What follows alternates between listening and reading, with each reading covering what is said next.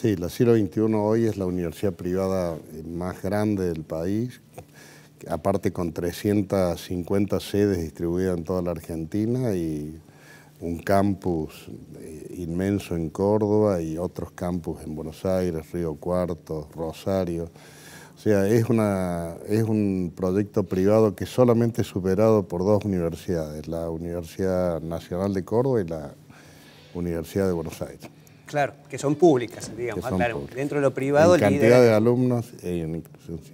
Bueno, quería hacer un enlace con lo que se venía hablando en el bloque anterior, que tiene que ver un poco con toda esta coyuntura económica, social, política que vive el país, y traer, digamos, acá a la mesa lo que han sido las palabras de tanto el presidente Mauricio Macri como el candidato a presidente Alberto Fernández, diciendo que la educación es el futuro, lo dijo Alberto Fernández, y Macri dijo es el motor del crecimiento.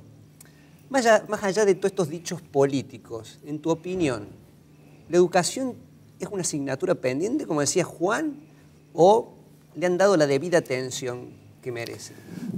Es una pregunta muy interesante. Primero porque todo el mundo pontifica la universidad, la educación. A ver, hablar de la educación es como hablar de la maternidad. Nadie puede estar en contra. Nadie puede decir que la educación no es lo más importante. Que el oficialismo y la oposición coinciden de que la educación es lo más relevante, uno para el crecimiento y el otro para el desarrollo de la persona humana, es una buena noticia. Ahora, la verdad es que esto, solo hoy leía una periodista que habla permanentemente de educación, que en un tuit con un gran escepticismo dice, todos hablan, todos dicen que la educación es lo más importante, pero no pasa nada. La educación sigue en crisis tanto como antes. Una visión muy escéptica. Yo no tengo esa visión. Yo creo que hay, primero, si tomamos conciencia de que la educación es importante, ya es un primer paso. Lo segundo es presupuestario. Argentina tiene una ley que tiene que invertir el 6% de su presupuesto en educación. Entonces la discusión hoy es cómo ese presupuesto se utiliza bien y adecuadamente. Entonces, se ha trabajado mucho durante este gobierno en el tema de la calidad educativa. Hemos llevado adelante las pruebas Aprender, nos hemos hecho cargo de las pruebas PISA y asumir de que estamos mal en educación. Yo creo que todas estas cosas significan un avance, darnos cuenta que la educación es importante pero que está en crisis. Yo participo en un emprendimiento que se llama el Observatorio de Argentinos por la Educación, que es un portal que ha recogido todos los datos de la educación y a lo largo del tiempo y que va midiendo. O sea, no se puede mejorar lo que no se mide. Ese es el concepto. Esto es una iniciativa privada, estamos involucrados muchos empresarios y educadores en este proyecto y se está haciendo, digamos, cada vez más, estamos teniendo cada vez más datos, más información para mejorar la educación. Ahora bien, no podés tener buena educación si no te adaptás a los tiempos modernos y si no tenés profesores y maestros formados y motivados.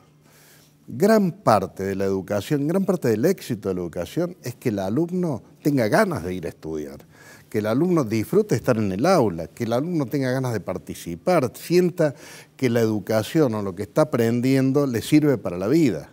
Entonces, esa conexión entre el sistema productivo, la motivación del individuo y el docente que hace de promotor de esos entusiasmos en el alumno, es lo que hay que lograr que funcione en Argentina. Hoy no está funcionando. O sea, hoy en día los alumnos no tienen motivación para ir al aula, muchos profesores y maestros no tienen motivación para enseñar, sienten que en realidad son espacios conflictivos donde está en discusión la autoridad.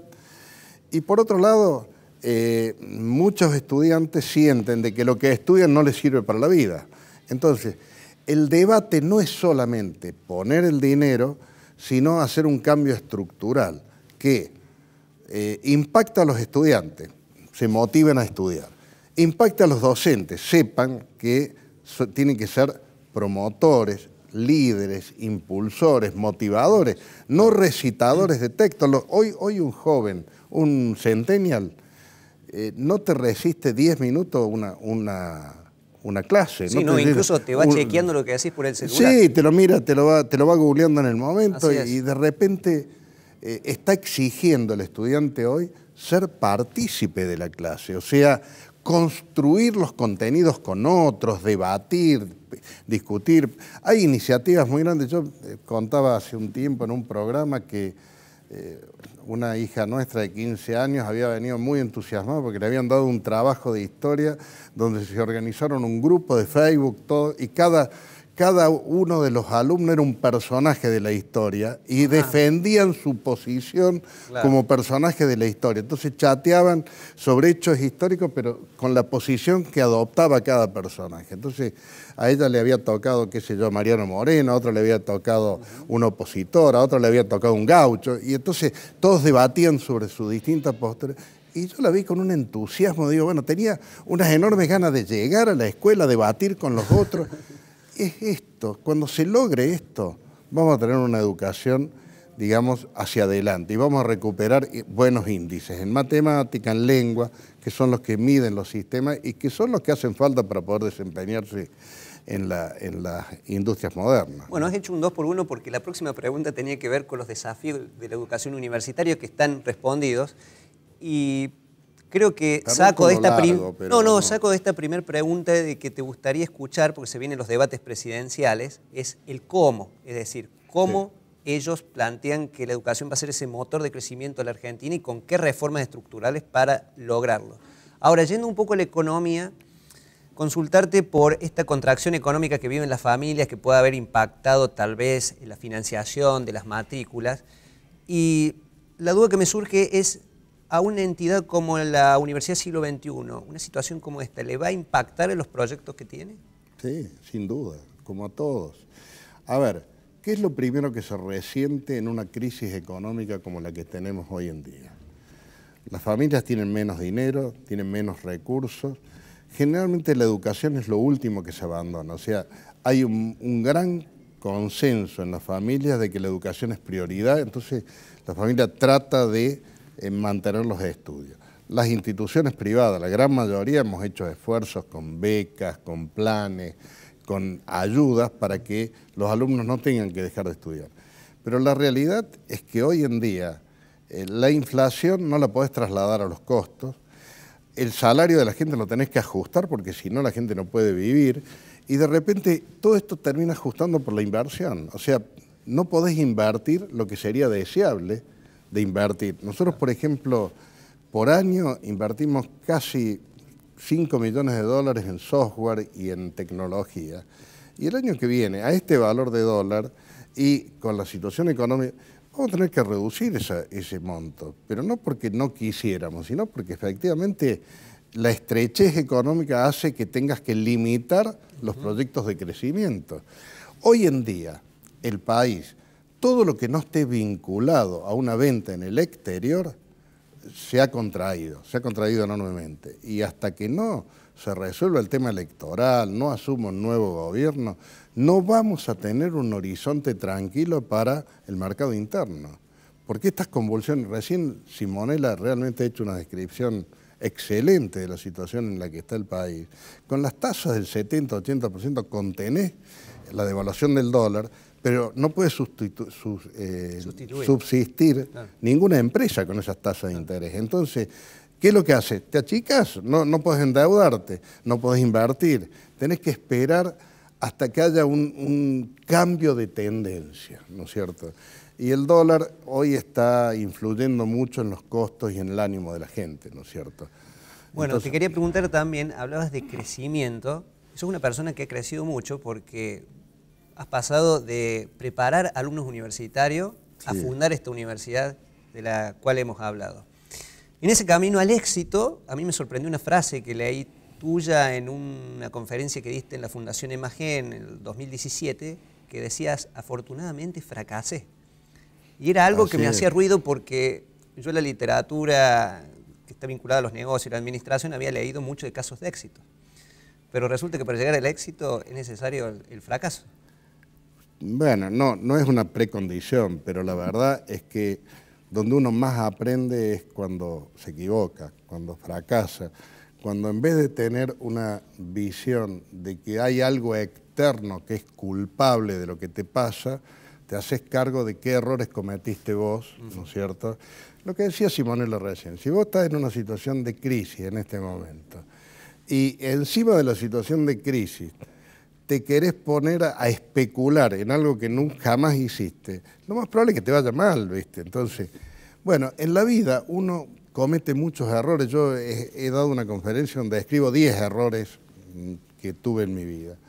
Y muchos de ellos fueron por inexperiencia, fueron por entusiasmo, fueron por desconocimiento.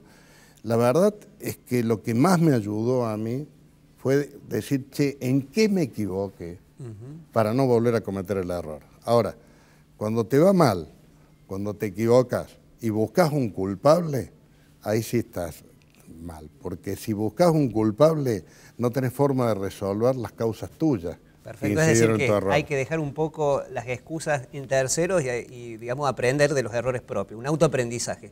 Ahora quiero preguntarte, ya que es tirano el tiempo en televisión, como decíamos, nos queda poco tiempo, ya todo el recorrido que has hecho, que es bastante, acá profesionalmente y personalmente aquí en Córdoba, ¿cómo te gustaría ser recordado en el futuro? Bueno, nosotros en la universidad tenemos una frase que es un objetivo que es trascendencia. Yo creo que los seres humanos estamos de paso, tenemos un periodo transitorio en la vida, o sea, desde que nacemos hasta que morimos. Y siempre para mí es motivador sentir que lo que hago ayuda a dejar el planeta un poco mejor que lo que estaba antes de nacer. O sea, yo pienso en mis hijos, pienso en mis nietos, pienso en mis herederos y digo, lo mejor que me puede pasar en la vida es haber contribuido a que el mundo de ellos sea un poco mejor que el que me tocó a mí. Yo diría, ¿cómo me gustaría que me recuerden?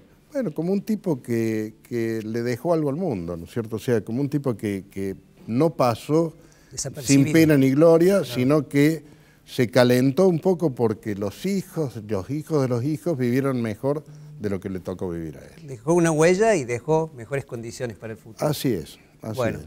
Juan Carlos. Yo te voy a, una sola cosa sí. Te digo, mira, hace muchos años recorriendo un santuario ahí en Turquía, donde están unas bibliotecas muy famosas y todo, yo veía, pasaba lejos hacia allá, a ver, y había unas criptas llenas de mármol y todo corroídas por el tiempo, y por ahí algunos nombres perdidos, ¿no es cierto?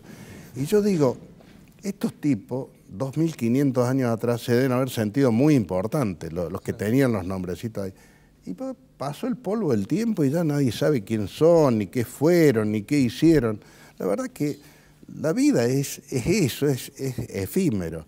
Lo que uno le da sentido es a cómo vive mientras está vivo. Entonces, para mí, lo más importante es que para ser feliz hay que tener un propósito. Y el propósito más grande que podés tener en la vida es sentir que lo que haces tiene sentido.